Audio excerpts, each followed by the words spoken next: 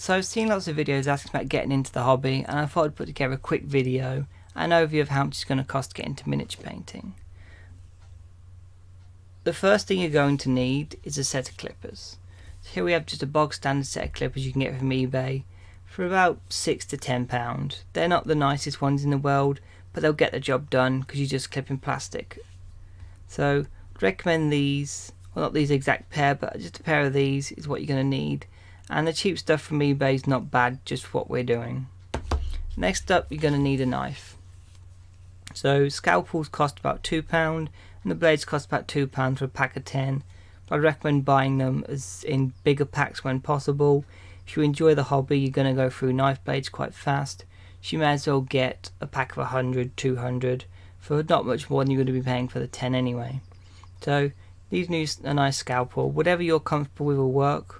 You're just using it to scrape mould lines off of models, where you just take the back of the knife or the front depending on how comfortable you have it and just drag it along the areas where the plastic's been moulded together from the two-part mould, and you remove the plastic and give a nice smooth area.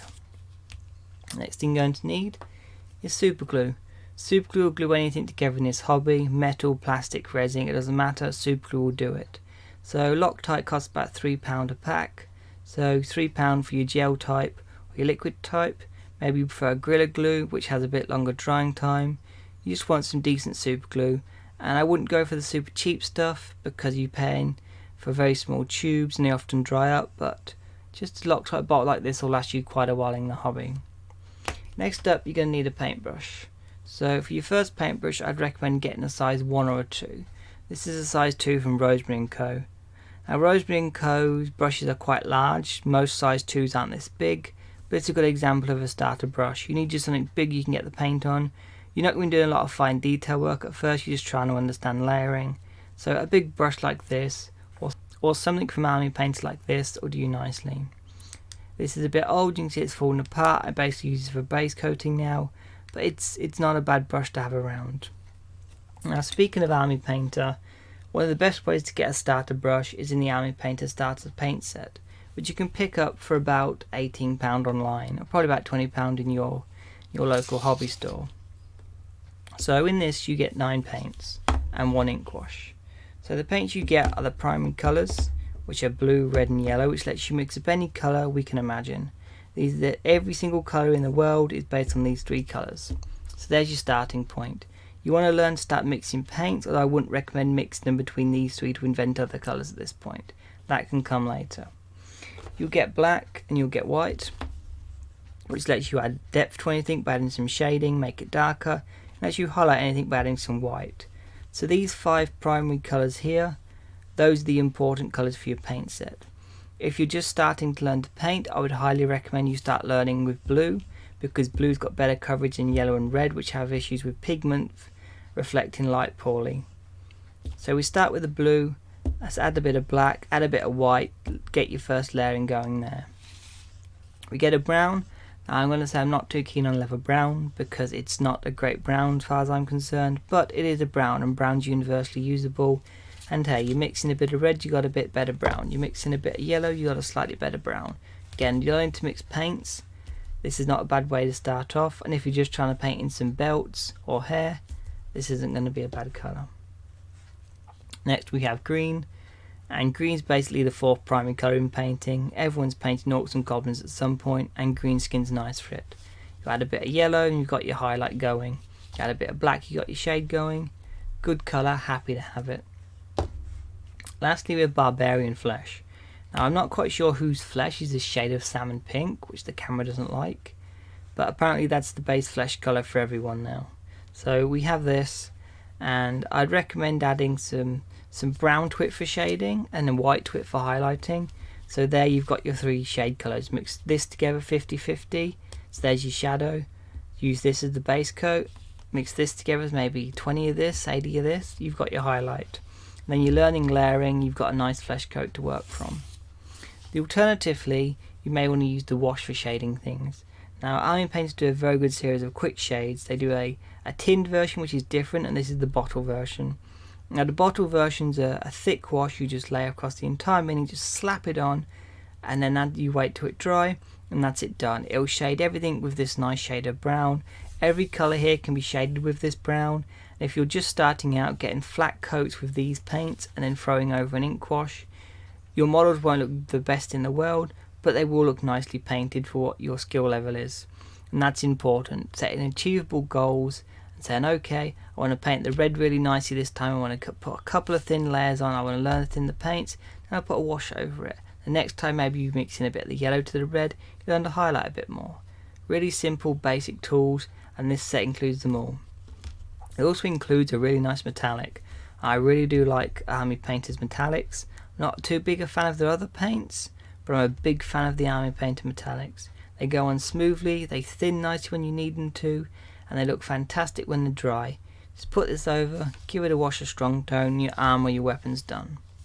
So that's what you need paint wise, and you can get all that for £18. And as I've said, there's enough there to explore painting without too much of an issue. You'll learn to mix paints, you'll learn to highlight, you'll learn to shade. These are the fundamentals you need for miniature painting, and if you can use the wash as well, you're basically sorted to paint any army you can possibly want. The other things you will want is some way to wash your brushes off. You need some water to thin your paints, so you will need some kind of cup for water. Next up, palette. Here's just an old tile. It's white because then I can see the colour, the actual colour under it. There's nothing distorting the colour if I put it down thinly. And anything which isn't porous is perfectly fine with this. If you've got an old plate you want to use, that's fine. A plastic plate, a tile like this is, anything which won't absorb the paint and you can just leave sit there will do nicely. Here it's just a tile because it's very easy to get on camera. Put it to the side, you can see the colour I'm using, so I just use a tile for this.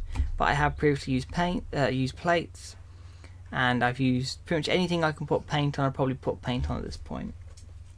Lastly, you're going to need some models.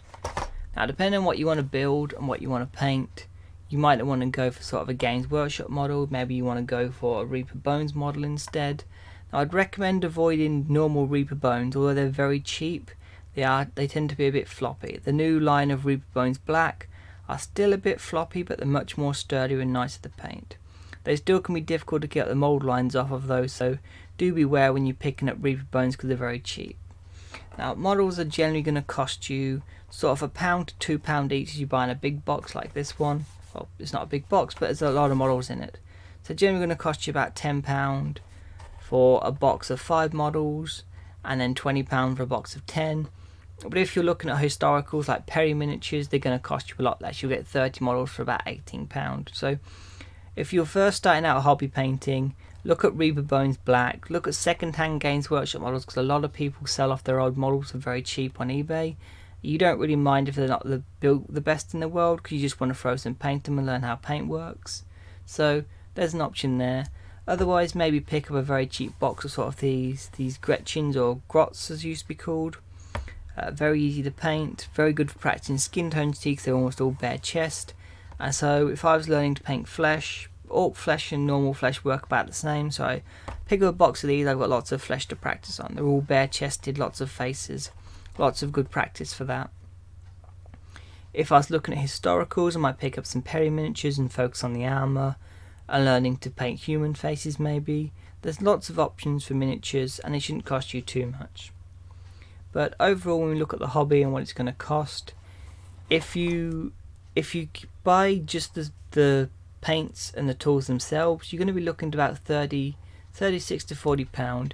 If you decide you don't like using the knife so much, you want to pick up a set of files, which they'll cost you about £4 or £5 for a set of files like this, which will last basically ever.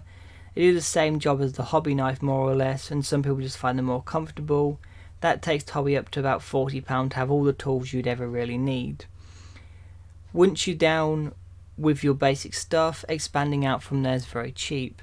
While you pick up a box of models and let's say it's £1 a model, and you go, oh well, I like this green but it's not quite the green I want.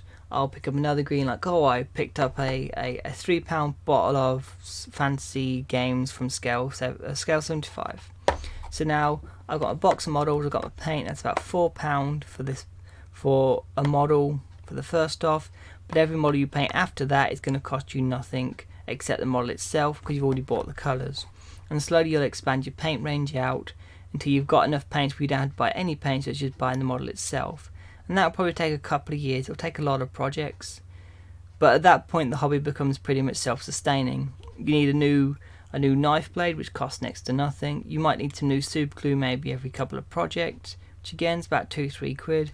And you'll add a paint here and there as you need it per project. So sort of each project will probably cost you about £5 in resources, and then the model cost on top, which when you consider the cost of other hobbies, that's basically nothing. If you look at the price of computer games, you're going to be paying £40 to £60 for most new games. That could be your entire hobby budget for a year, and if you're spending a lot of time painting to a very high level, then the £5 model you bought could last you for 80 hours of entertainment. So I think the hobby itself is very affordable and it's very fun. So if you're interested in miniature painting, check out the rest of the videos on the channel, and hopefully you'll get involved soon. Thanks for watching.